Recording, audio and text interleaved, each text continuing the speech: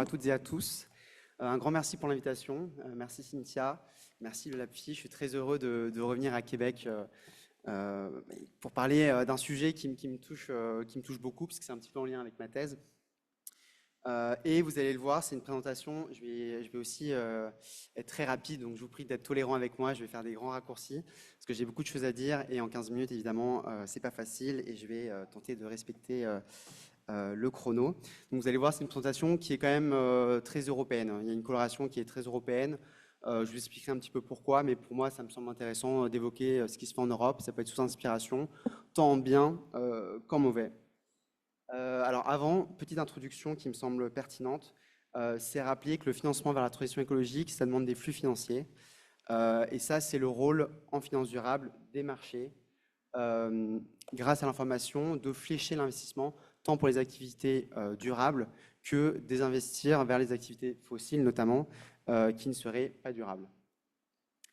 Et le contexte est un petit peu particulier, puisqu'on voit énormément de litiges climatiques, grâce notamment à des associations qui font feu de tout bois pour essayer de contraindre les entreprises et les administrateurs à agir sur le sujet. Donc il y a je peux vous citer deux jugements très récents. Il y a bien sûr les Nations Unies avec le Tribunal international de justice cet été qui réaffirme avec force le besoin pour les États d'agir sur le changement climatique, mais aussi en France, la semaine dernière, où Total a été condamnée pour éco-blanchiment, puisqu'elle aurait fourni l'information fausse et trompeuse sur son engagement climatique. Et de l'autre côté, on a un contexte qui est un petit peu particulier, notamment en Europe, avec le retour en arrière sur sa finance durable, qui est à mon sens très regrettable, voire même scandaleux, mais je vais vous garder ça pour la fin de la présentation, pour vous tenir un petit peu en haleine. Et bien sûr, rappeler que le changement climatique est ce qu'on appelle un signe vert, c'est une expression d'un professeur que j'aime beaucoup. L'idée, c'est de rappeler que le changement climatique est imprévisible, enfin les conséquences du changement climatique sont imprévisibles, et que même si on souhaite essayer de calculer l'impact financier du changement climatique, eh bien, on ne peut pas le faire puisqu'il n'y a pas de données rétrospectives. Donc, il y a un risque qui est quand même extrêmement important, notamment pour la stabilité financière. Et donc, c'est un petit peu l'objet de cette intervention, c'est réfléchir au-delà de la divulgation, c'est d'aller un petit peu plus loin. Puisque le constat, notamment de la Commission européenne, lorsqu'elle a lancé son chantier sur la finance durable, c'était de voir que la divulgation ne suffisait pas. Et donc là, il y a deux postures qu'on pourrait avoir. La première posture, je vais citer une professeure, France Journon, qui dit il faudrait une interdiction qui libère, c'est-à-dire balancer à la poubelle tout le système de divulgation, en tout cas en partie parce qu'on perd du temps et il faut agir face au changement climatique. Alors évidemment, c'est très radical. Ou l'autre option, évidemment, c'est d'essayer d'améliorer le système avec des mesures un petit peu plus contraignantes et faire en sorte que la formation soit vraiment utilisée. Et c'est là qu'à mon sens, le droit européen est assez intéressant, c'est qu'ils ont fait beaucoup de choses en mal et en bien, et ça peut évidemment, même si ce n'est pas forcément transposable, ou en tout cas ça mérite bien sûr des ajustements, de voir un petit peu ce qui est possible de faire. Donc j'ai décidé d'aborder ça, je vais aller rapidement, mais sous deux angles principaux. Le premier, c'est le devoir de vigilance, qui force les administrateurs d'une certaine façon à prendre en compte le changement climatique. Et là, ce qui est assez innovant, c'est que ce n'est plus une obligation de dire, mais c'est une obligation de faire. Donc ça, c'est très important. Et ensuite, je vais rapidement évoquer deux concepts qui sont intéressants, qu'on retrouve dans la finance durable européenne. Donc le principe de ne pas nuire et bien sûr la double matérialité que je n'ai pas pu m'empêcher d'introduire dans ma présentation. Alors bien sûr, là, je vais faire de très grands raccourcis. Devoir fiduciaire, donc bien sûr, vous le savez mieux que moi, au Canada, droit commun, loi canadienne sur la société par action, au Québec, bien sûr dans le code civil, et même en France d'ailleurs avec le code de commerce et code civil, les administrateurs sont soumis à certains devoirs, notamment de loyauté, diligence, etc. Et beaucoup d'auteurs prônent pour l'intégration, bien sûr, de ces changements climatiques dans ces devoirs-là. Mais bien sûr, il y a quelques obstacles, notamment le fait que, bien sûr, l'intérêt pour une société, c'est de créer de la valeur. Et donc, bien sûr, les administrateurs s'intéressent en priorité à cette valeur-là. La jurisprudence a apporté, notamment au Canada, certaines nuances. Mais il est très difficile de forcer les administrateurs à intégrer pleinement cette cette question du changement climatique. Et on le retrouve notamment, il y avait un arrêt de 2023 en Angleterre où Climate Earth, donc une ONG, avait attaqué Shell sur la base justement du changement climatique en expliquant que les administrateurs n'ont pas pris en compte le changement climatique et que donc, en tant qu'actionnaire, parce que Climate Earth avait des actions, ça lui portait préjudice.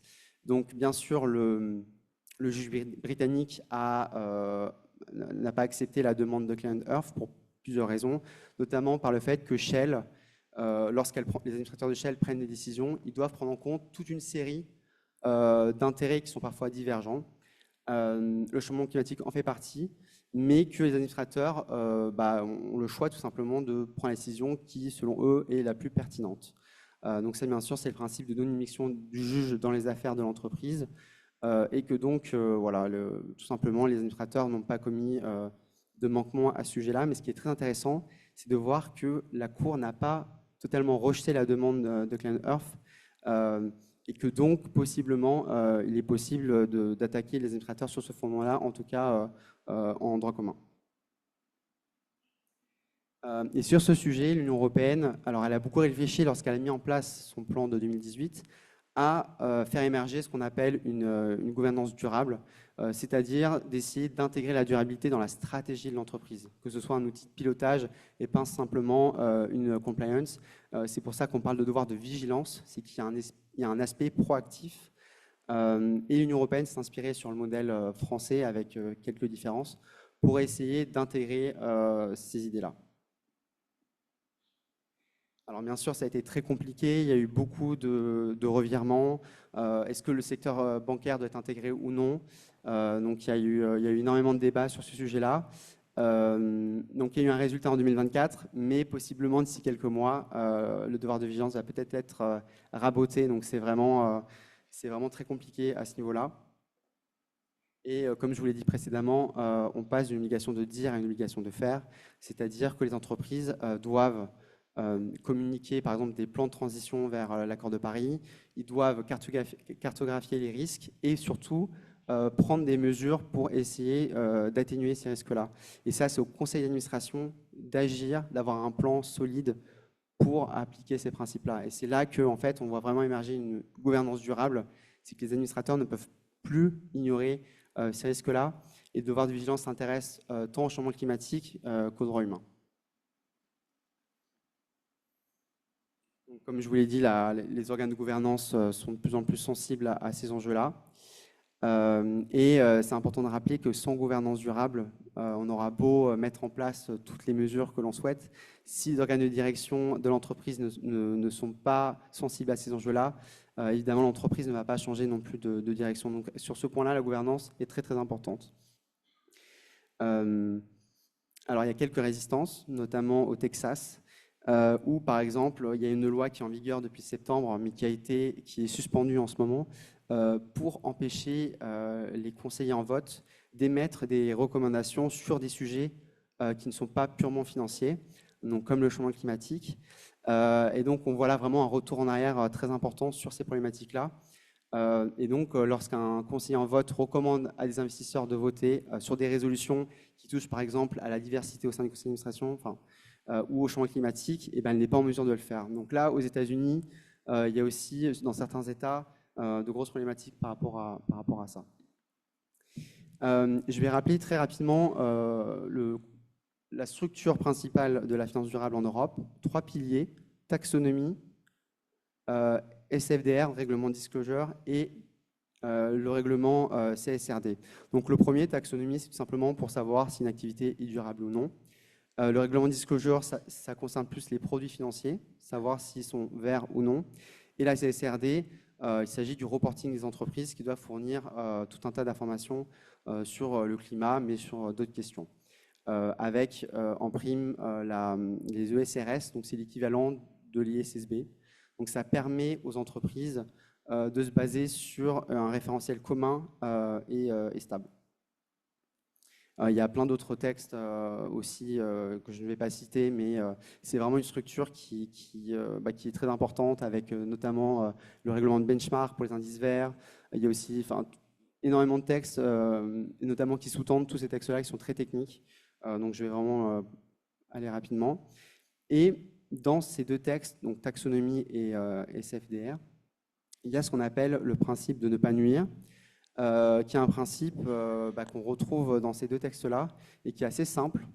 C'est-à-dire que lorsque, par exemple, on va regarder si une activité est durable au sens de la taxonomie, elle peut participer à un objectif, par exemple l'adaptation au changement climatique, et bien on va regarder pour les 5 autres si elle ne porte pas atteinte à ces autres objectifs-là. Donc ça peut être la pollution, ça peut être les ressources marines, donc c'est vraiment ces 6 objectifs-là qui sont cités.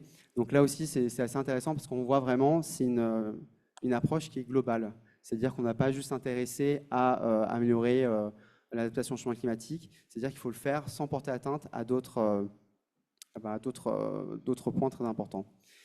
Donc il est intégré donc aussi pour les produits financiers et c'est une approche globale, environnementale, comme je vous l'ai dit précédemment. Sauf que bien sûr, il y a énormément de problèmes. D'une part, les textes sont très compliqués.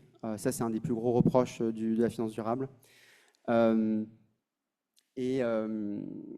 Et bien sûr, il y a plein de problèmes d'application réelle sur le terrain pour savoir si une activité est vraiment durable ou non. Via ce concept-là, on va essayer de savoir s'il y a d'autres impacts, mais c'est très compliqué.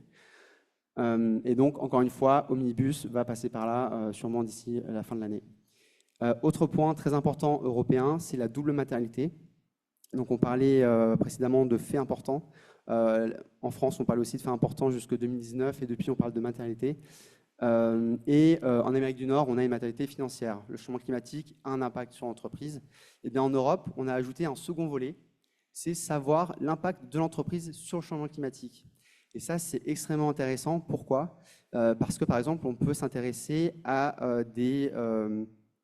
je vais prendre par exemple l'exemple d'entreprise fossile.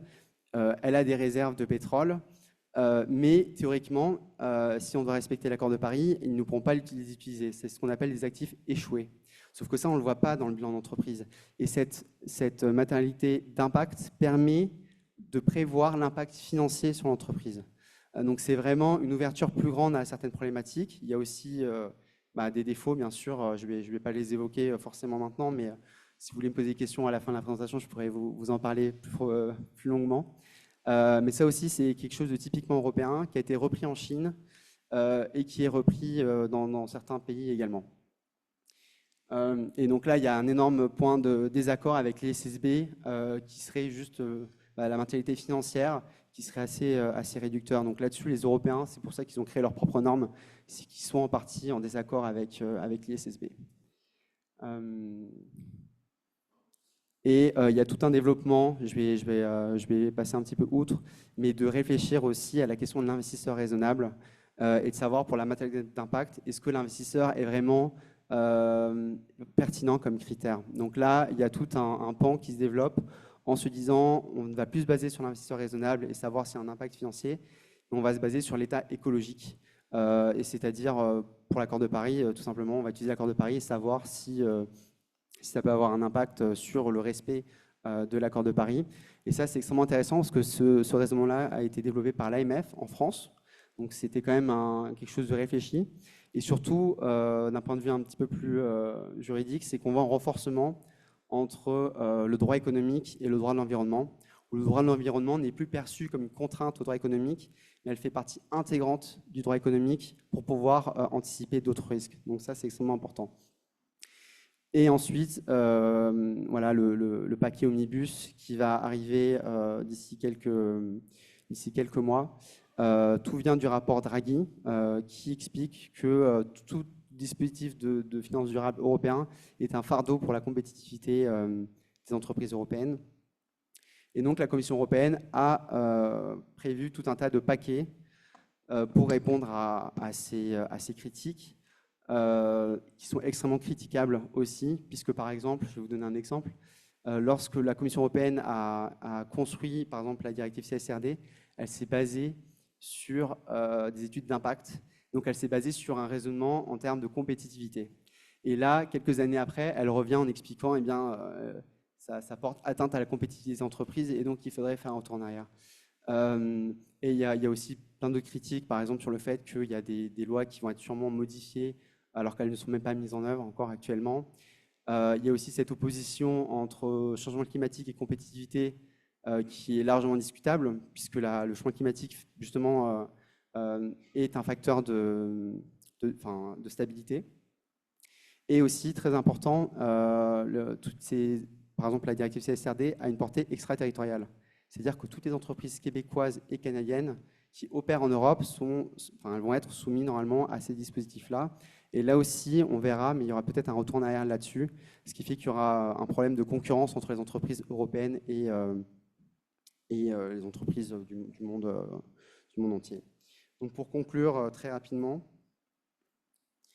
donc j'ai été très rapide, mais il y a des concepts qui existent, qui sont, à mon sens, pertinents pour améliorer le système de régulation par l'information, comme je vous l'ai expliqué. Il y a des défauts aussi qu'il faut prendre en compte.